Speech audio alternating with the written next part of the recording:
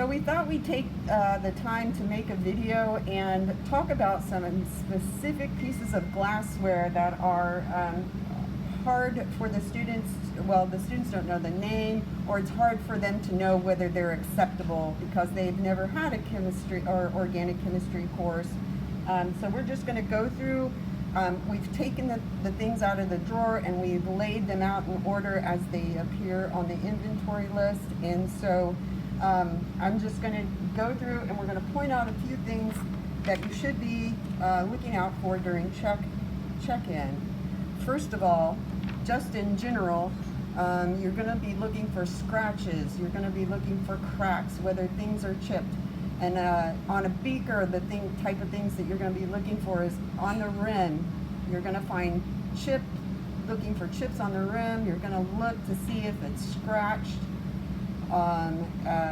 Some scratches are okay, but if it's opaquely scratched, you're going to look around any place that the glass bends. That's the place where you might you'll often see a crack. The next thing we wanted to bring to your attention are the graduated cylinders.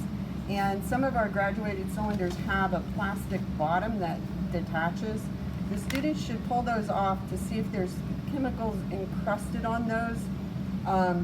If there are, they'll need to be washed or replaced. And to make sure if the grad student oh my gosh, the graduated cylinder is intact. And you can't see that necessarily unless you take the base off of the grad cylinder. Next, in the drawer you'll find, the students will find a pair of forceps. And some of the forceps are a little older than others, and so they might get kind of rusty. And so even if they're rusty, as long as they work, and that's perfectly fine. The next thing I wanted to point out is one of the things that actually kind of drive us a little nutty are the stir rods. And so long ago we used to make our own stir rods, and so they would be blunt on the end, like this one that Nate is showing us, and it has a little bit of chips. Nowadays we buy a stir rods that have already been flame polished, and they look nice and beautiful on the ends. And I'm just going to say that both of this type of stir rod is acceptable equipment. You can have the ones that we made, or you can have the ones that have been nicely fire polished. They're both perfectly acceptable as long as they don't have chips on them that would cause someone to cut themselves. And those are all, the one that Nate is showing you is perfectly. Another piece of equipment that the students should have are several sizes of Erlenmeyer flasks. Now this drawer had two 10 ml Erlenmeyer flasks, which it should.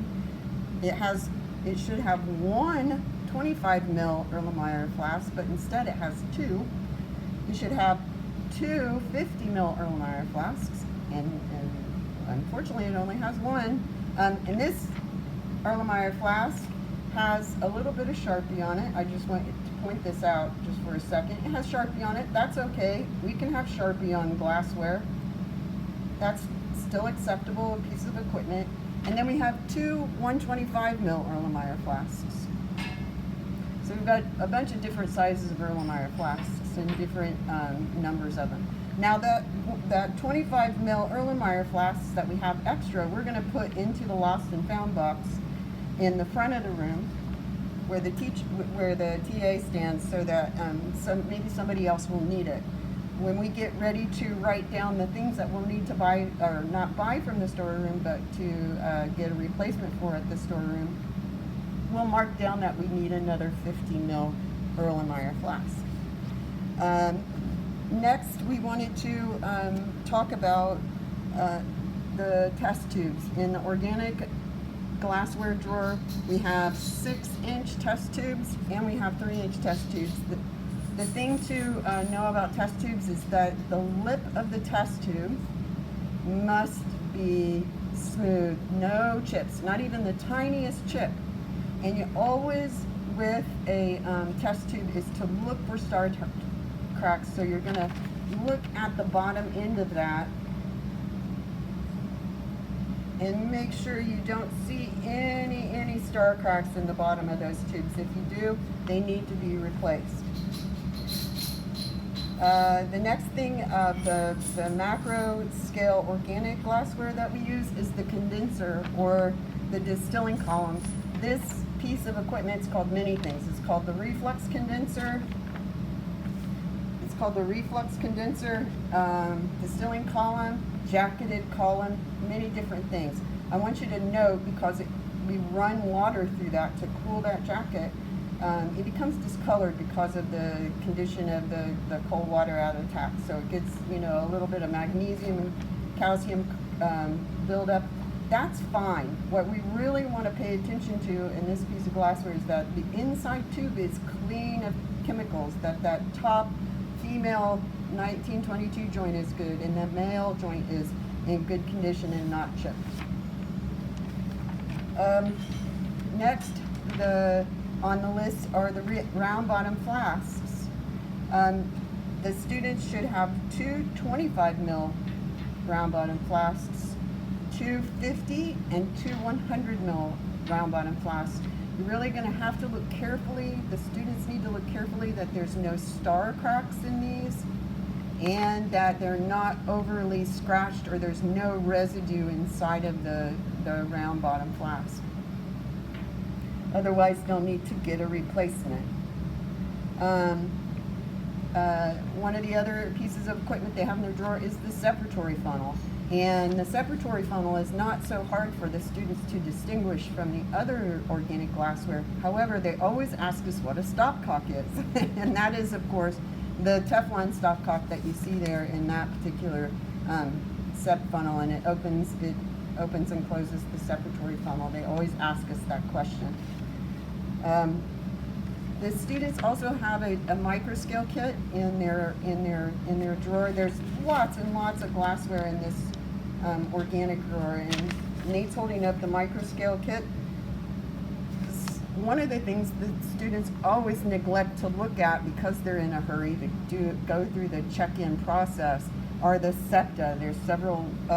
There's 6 large septa that they should have in their glass in their drawer. So one thing we want to look at it, the students need to look carefully and take the time to look at the septa. These 2 septa, as you can see, the one on the right has obviously been used many times, and it needs to be replaced. The one on the left, of course, has only been used once. It has just a small puncture there, and that's one that they can keep. The other thing that the students always ask us what the name of it is the Hickman still that's in the organic glassware. Of course, that's Hickman still. We do a reflux, and the distillate is collected there in the still, and you can pull it out with a syringe. Speaking of syringes, the students rarely check the syringe in their micro kit. As you can see, it has, it's a 1 ml syringe. They should be able to see the graduation. Some of the syringes have been in the kits so long, and students have used them for so long, that you can't even see the numbers on the side of those syringes. Those should be discarded, and students should get a replacement syringe. They also should check that the plunger works and before during this check-in process. Another piece of equipment they always ask the name of is the drying tube, and we do use this drying tube quite a bit in the organic class for a few of the courses. This particular one, as you can see, is really dirty. That's the first thing I noticed when I opened up that kit, is that there's a lot of white solid in that. That needs to be replaced during check-in too, because we don't know what that white solid is. Well, I imagine it's calcium chloride, but it needs to be replaced because it's not clean. And that's just a few of the pieces of glassware. In general, the students need to look for chips, scratches, broken glassware, things that are filled with chemicals, anything missing, anything extra, they need to put into the lost and found box.